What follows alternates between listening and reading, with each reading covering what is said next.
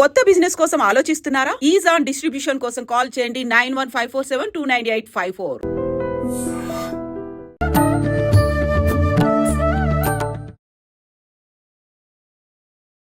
నమస్కారం, welcome to I dream. ధర్మ మార్గం విత్ విజిత కార్యక్రమానికి స్వాగతం. ప్రస్తుతం మనతో పాటు ఉన్న వ్యక్తి గురించి చెప్పాలి అని అంటే, సాధారణంగా ముందు అసలు ఈ మధ్య కాలంలో మంత్రం, జపం వీటి గురించి మనం ఏం మాట్లాడుకుంటున్నాము, అసలు నిజంగా ఎంతవరకు నమ్ముతున్నాము, నిజంగా ఈ జపం కానీ మంత్రం కానీ చేస్తే ఫలితం ఉంటుందా, ఇలాంటి అపనమ్మకాలు, సందేహాలు ఎన్నెన్నో ఉన్నాయి.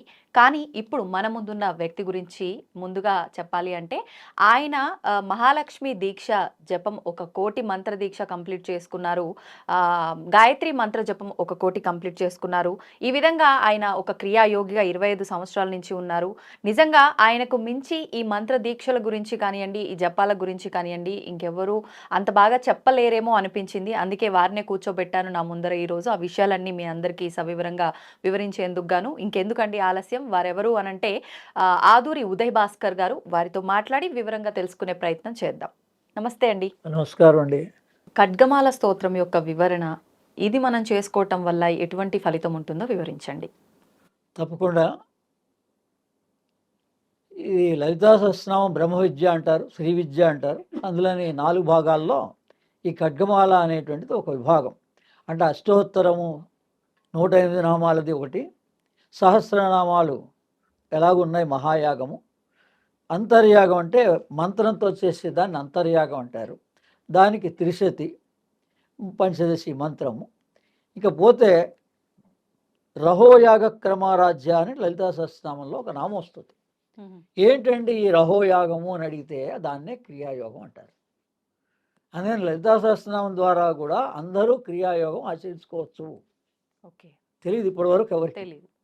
అందుకని దానికి ఒక సపరేట్గా ఈ ఖడ్గమాలకి వ్యాఖ్యానం ఉంటుంది, అంటే వివరణ.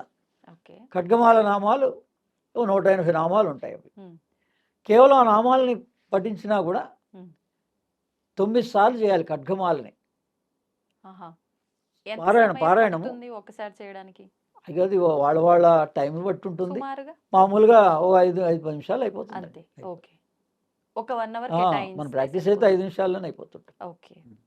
అదే దాన్ని క్యాసెట్ పెట్టుకొని మనం ఎంతసేపు అన్నా మరి అవసరాన్ని బట్టి వాళ్ళకి 9 రోజుల్లో ఫలితం కావాలి అన్న వాళ్ళు ముఖ్యంగా ఈ నవరాత్రుల్లో మాత్రం 9 సార్లు, రోజుకి 9 సార్లుగా పారాయణ చేస్తారు. అదొక నియమం.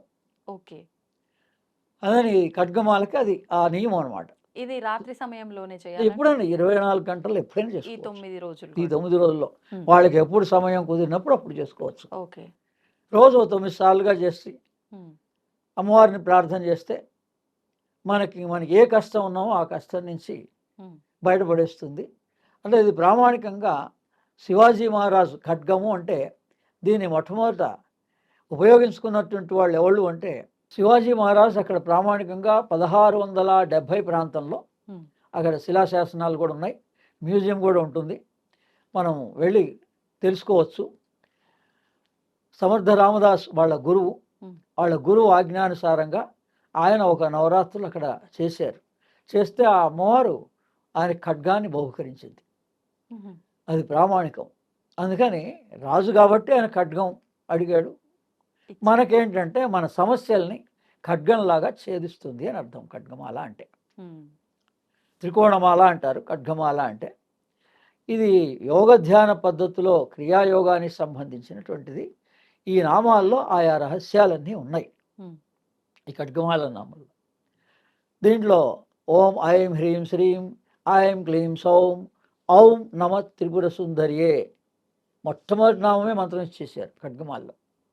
అంటే ఇది బీజాక్షర మంత్రమా? ఖడ్గమాల్లో నామమే, మొట్టమొదటి నామమే మంత్రం. దానికి ముందు ధ్యాన శ్లోకంలో చివరి లైన్లో ఉంటుంది మూలమంత్రం పఠేత్ అని, యథాశక్తి మూలమంత్రం పఠేత్ అని ఉంటుంది. ఏం మంత్రాన్ని పఠించాలి? మన ధ్యాన శ్లోకం చదువుతున్నాడు, చివరి లైన్లో రాసి ఉంటుంది యథాశక్తి మూలమంత్రం. యథాశక్తి మీకు ఎంత శక్తి ఉంటే అంత చదువుకోవచ్చు అని. కానీ ఏ మంత్రం అంటే మొదటి నామమే, ఖడ్గమాలలోని మొట్టమొదటి నామం. ఓం ఐం హ్రీం శ్రీం ఐం క్లీం సౌం ఔం నమ త్రిపుర సుందరియే.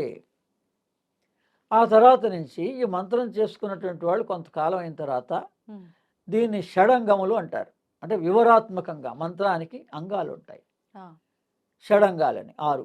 దాన్ని న్యాసము అంటారు.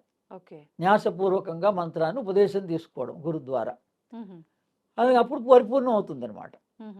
మొదట మామూలుగా నియమంగా అక్కర్లేదు, చదువుకోవచ్చు. 9 సార్లు చదువుకొని మన కష్టం నుంచి బయటపడవచ్చు. ఆ తర్వాత మళ్ళీ ఓ గురువు దగ్గరికి వెళ్ళి ఏమంటే ఈ మంత్రాన్ని నేను కొన్ని రోజుల నుంచి చేయాలనిపించింది, ఉపదేశంగా తీసుకొని ఆ తర్వాత షడంగములు 6 ఏంటంటే ఆ నామాల్లోనే వస్తుంది. నెక్స్ట్ నామమే హృదయాదేవి, శిరోదేవి, శిఖాదేవి, నేత్రదేవి, కవచదేవి, అస్త్రదేవి. ఇవి 6 నామాలు. ఇది ఖడ్గమాల యొక్క ముఖ్యమైన ఉపయోగము, అందులో తెలుసుకోవలసినటువంటి విషయం. ఏంటంటే ఖడ్గమాల యొక్క ప్రయోజనం అంటే, ఏ మంత్రం గొప్పదో, ఏదో కావచ్చు మంత్రం, దానికి 6 అంగాలు ఉంటాయి న్యాసపూర్వకంగా. ఆ న్యాసాలని ఇందులో వివరాత్మకంగా అమ్మవారు ఇచ్చింది. అంటే అమ్మవారిని ఎక్కడ పూజించాలి, మొట్టమొదటి ఎలా పూజించాలి? హృదయాదేవి, హృదయంలో నువ్వు అమ్మవారిని ధ్యానించు. అందుకని ఇది యోగ ధ్యాన క్రియాయోగ సంబంధమైనటువంటిది ఖడ్గమాల. అందుకని ఎవరు ఇంట్రెస్టెడ్గా ఉన్నారో క్రియాయోగం కానీ ధ్యానం కానీ వాళ్ళందరూ ఈ ఖడ్గమాల నామాల్ని చదువుకుంటూ ఉండొచ్చు. ఆ తర్వాత గురు ద్వారా ఈ మంత్రాన్ని స్వీకరించవచ్చు. ఆ తర్వాత ఈ అంగాల్ని కూడా స్వీకరించి దాంట్లో ఆ రహస్యాలన్నీ ఉన్నాయి. అంటే హృదయంలో ఎలా ప్రాణాయామపూర్వకంగా కుంభకం చేయాలి, హృదయాదేవి అంటే హృదయ కుంభకం, శిరోదేవి అంటే శిరోభాగంలో కుంభకం చేయడం. యోగంలో కదా ప్రాణాయామం, యోగ పద్ధతిలో దీన్ని ఎలా ఆచరించాలి అనే రహస్యాలన్నీ అందులో ఈ 6 నామాల్లో 6 వివరాల్లో ఉన్నాయి. చివరికి మనకేంటి, సమాధి స్థితిని ప్రాప్తిష్ట చేస్తుంది. హృదయాదేవి, శిరోదేవి, శిఖాదేవి, కవచదేవి అంటే ప్రాణ చాలనం, దేహం అంతా కూడా ప్రాణాన్ని తిప్పడం. ఇంకా ఆఖరిస్తే అంటే మామూలుగా మనము శ్వాసని, ఇది శ్వాస అంటున్నాం, కానీ లోపల ఒక ప్రాణం ఉంటేనే ఈ శ్వాస నడుస్తుంది. మీరు ప్రాణాయామం చేయగా మీకు లోపల ప్రాణం ఎక్కడుందో తెలుస్తుంది. ఇంకా అప్పుడు ఆ ప్రాణాన్ని మంత్రపూర్వకంగా తిప్పుతారనమాట, బీజాక్షర రూపంగా తిప్పుతారు. మంత్రం మొత్తం తిప్పుతారు, లేదా ఒక్కొక్క బీజాక్షరం ఉన్నాయి కదా, బీజాక్షరాలు ఉన్నాయి కదా ఒక్కొక్క చక్రానికి. యా, రా, లా, వా అని లకారం ఒక మూలాధార బీజాక్షరం. ఆ విధంగా ప్రాణాన్ని మన దేహం, అంటే ఇప్పుడు మీకు కాలు తిమిరెక్కింది, ఈ కాళ్ళ దగ్గర ప్రాణచాలనం లేదు. అందుకని మీరు భావిస్తూ మంత్రాన్ని, మనస్సుని, బీజాక్షరాన్ని అక్కడ దాకా తీసుకెళ్తే ప్రాణం అక్కడ ప్రసరింపబడుతుంది. అంటే మన ఆరోగ్య ప్రకారంగా కూడా అలా చేసుకోవచ్చు. ఈ విధంగా ఖడ్గమాలని క్రియాయోగ పద్ధతిలో ఉపయోగించుకోవడానికి రహస్యంగా అమ్మవారి శ్రీ విద్యలోనే క్రియాయోగాన్ని ఇచ్చింది.